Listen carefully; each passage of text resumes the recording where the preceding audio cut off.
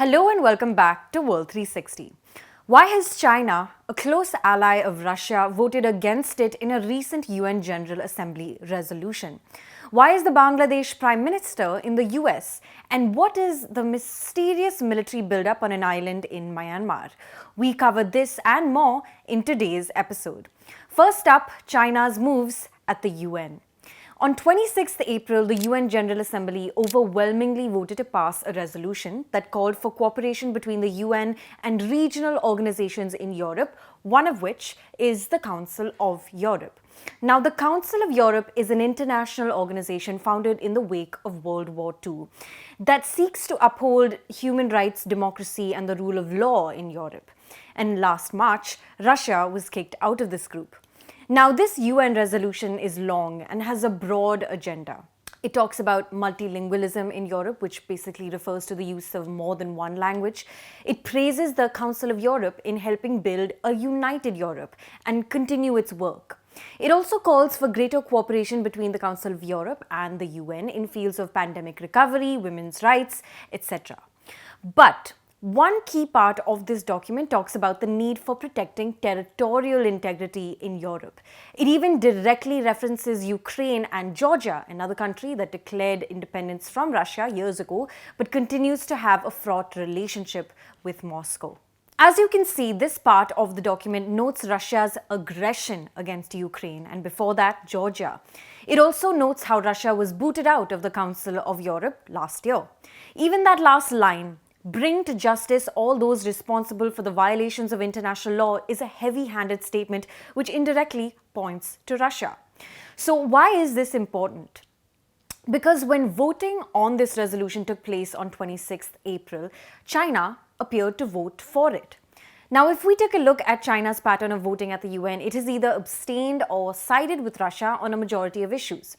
Even at a recent G20 meet, China and Russia both disagreed to sign a joint communique or a joint statement after the meeting due to the presence of the words Ukraine and war. Now, if you look at this UN resolution, only 5 countries, including Russia and its allies like Syria, North Korea, Nicaragua, and Belarus, voted against. So why did China, a key ally of Russia's, vote for and not against? Some have interpreted this as a blow to China and Russia's no limits partnership. But let's dig a little deeper before we jump to conclusions like this. First, we must look at the debate on the UN resolution. During this debate, there were actually 2 votes. The first was whether to include paragraph 9 in the resolution, which referred to Ukraine and Georgia. Now, China, along with Armenia and Kazakhstan, abstained from this first vote. If we zoom out for a second, China's decision to vote yes on this resolution as a whole could play well in its attempts to appear more neutral in the Ukraine conflict, especially as it tries to play a bigger role in peacemaking efforts. But let's not forget that it was just 2 months ago that Russian President Vladimir Putin and Chinese President Xi Jinping met and pledged to deepen economic cooperation as part of their no limits partnership. So it's very unlikely for Beijing to do a complete 180 on this in just 2 months. Now, if we look solely at the economic relationship, reports have shown that it's a bit of a one-way street between China and Russia. This report shows that Chinese-Russian trade hasn't been all that impressive. Last year, China's exports to Russia rose by 12.8%, which is still lower than the value of Chinese exports to Australia and India, who are hardly Chinese allies. Also, Chinese firms aren't exactly making up for the departure of Western suppliers from the Russian market. And all of this could point to Beijing's wariness of attracting secondary sanctions from the US. So yes, the political relationship between Russia and China can't exactly be ruptured with one UN General Assembly resolution. But the seemingly one-way street of economic cooperation is definitely food for thought. For our next topic, we're looking at a visit by a head of state to the US, which has flown largely under the radar.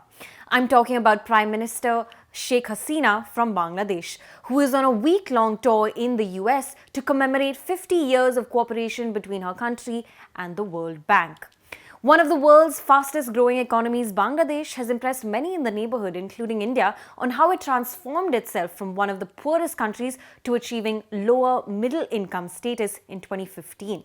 The World Bank has been Bangladesh's largest development partner in this journey and has given the country a total of over $35 billion in development aid since 1972. But keeping this in mind, an interesting development happened.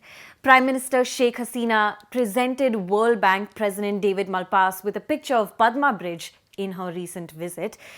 Now, Padma Bridge is a project which the World Bank had declined to finance in 2012, citing corruption concerns. Now, given this high-level visit, questions have been appearing as to whether the Bangladesh PM will meet US President Joe Biden. However, that doesn't seem to be very likely, and I'm going to tell you why. For one, it wasn't too long ago that Sheikh Hasina accused the US of seeking a regime change in Bangladesh. In just April this year, the Prime Minister said in her parliament that the US is trying to eliminate democracy and introduce a government that will not have a democratic existence in Bangladesh. Now, this came after the US pulled up her party, the Awami League, on issues related to human rights. For our last topic, we're looking at a very interesting place, the Great Cocoa Island, which is located in Myanmar and is just north of India's Andaman and Nicobar Islands. Now, this is a narrow island and is relatively a remote territory in the middle of the Bay of Bengal, but it's very strategic as well. Recently, a London-based think tank, Chatham House, published a report titled, "Is Myanmar Building a Spy Base on Great Cocoa Island?" which seems to have created a flutter of questions and speculation. Using mainly commercial satellite imagery, the report shows that there has been military modernization on the island, and it has been interpreted that there is Chinese involvement. Now, Chatham House observed that the runway on Great Cocoa Island is being lengthened and has almost doubled in length over the last decade. There also seems to be a causeway between the island and another small island off its southern tip, which may be of interest to India as that second island is quite close to Andaman and Nicobar. Now, the military coup in Myanmar that took place in February 2021 was serious, very serious. And ever since then, the country's junta has become more isolated from the Western world and in turn has cozied up with China and Russia. We've seen this cooperation manifest at the UN, for example. Last December, a UN Security Council resolution called for an end to violence and the release of all political prisoners in Myanmar, and China and Russia chose to abstain from this vote. Meanwhile, Western sanctions on coup leaders in Myanmar have crippled the economy and business ventures in the Asian country. So, where is this speculation coming that China is modernizing the Great Cocoa Islands? For one, China remains Myanmar's largest trading partner. Also, its influence on the country has deepened since Western sanctions started to sting. Let's also not forget that Myanmar also relies on China for advanced technology. Thank you so much for watching. This is Pia Krishnankutty for ThePrint.